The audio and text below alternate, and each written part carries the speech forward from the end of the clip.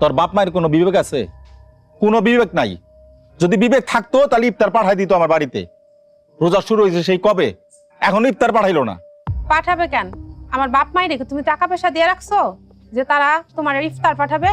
জীবনে তো আমার বাপ মায়ের একটা টাকাও দাও নাই, আবার বড় বড় কথা বলো।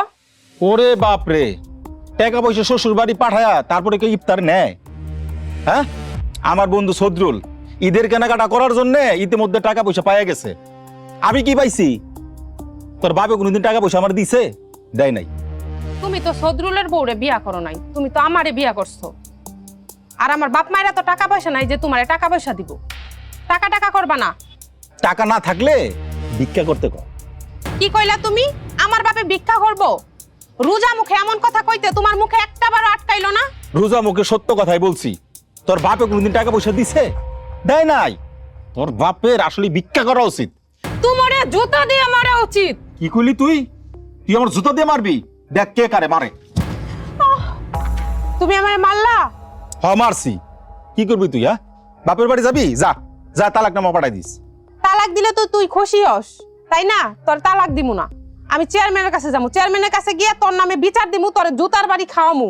আমিও গমু। এখন আমার শ্বশুর বাড়ি থেকে আমার ইফতার পাঠায় নাই।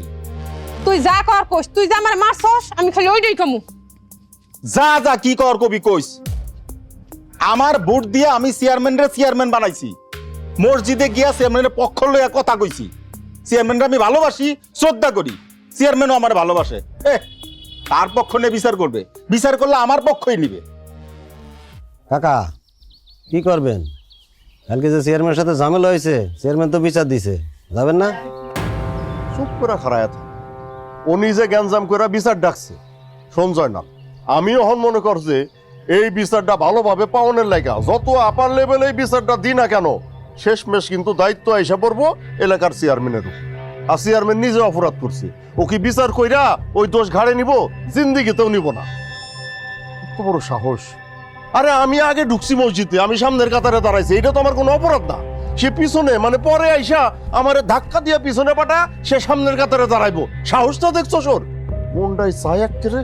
এক কাম করি, গোলাপের খবর দিই, গোলাপের নিয়ে গিয়া চেয়ারম্যান আর তার সামসারে আচ্ছা মতো ধমক মেরে আই, মারলে দেখবে সব ঠিক হয়ে গেছে। ভাই চুপ থাক। আব্বা শুনেন, এই গাধার কথা আপনি শুনবেন না। আমি যেটা বলি সেটা শুনেন।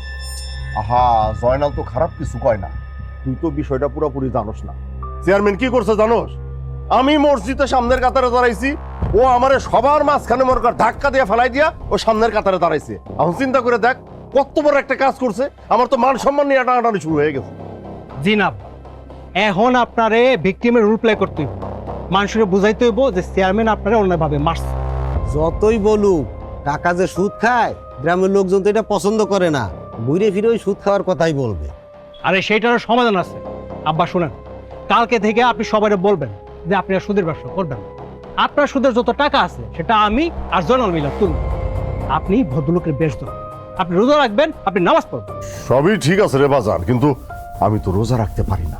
মানে ওই না খেয়া থাকতেই পারি না, একদম বমি বমি কেমন যেন খারাপ লাগে।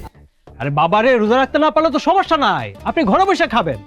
মানুষজন কি ঘরে এসে দেখতে যেতেছে যে আপনি রোজা আছেন কি না আছেন? শুনেন, ঘরে খায়া বাইরে বেরোবেন, মানুষের কইবেন যে আপনি রোজা রাখছেন, তাই তো হইল। কাকা এই মাঝে মাঝে হ্যাঁ। আচ্ছা, আর একটা কাজ করলে কেমন হয় কত? কি কি কাজ? মনে কর আমাদের বাড়িতে একটা ইফতার পার্টির ব্যবস্থা করি। গ্রামের সব লোকজনদের একদিন ডাইকা সুন্দরভাবে একটা ইফতারি করাই দিই। তাহলে কি হইব জানোস? সবাই মনে করবো যে এই লোকের তো চেয়ারম্যানের চাইতে মনটা ভালো, দয়ালু, তাই না? আমার ইজ্জতটাও কিন্তু এলাকায় বাইরে যাইব। কি কস? এইটা কিন্তু আব্বা আপনি অনেক ভালো কথা বলছেন। তাহলে শুনেন, আগামী শুক্রবারে আমগো বাড়িতে ইফতার, এটা হলো ফাইনাল।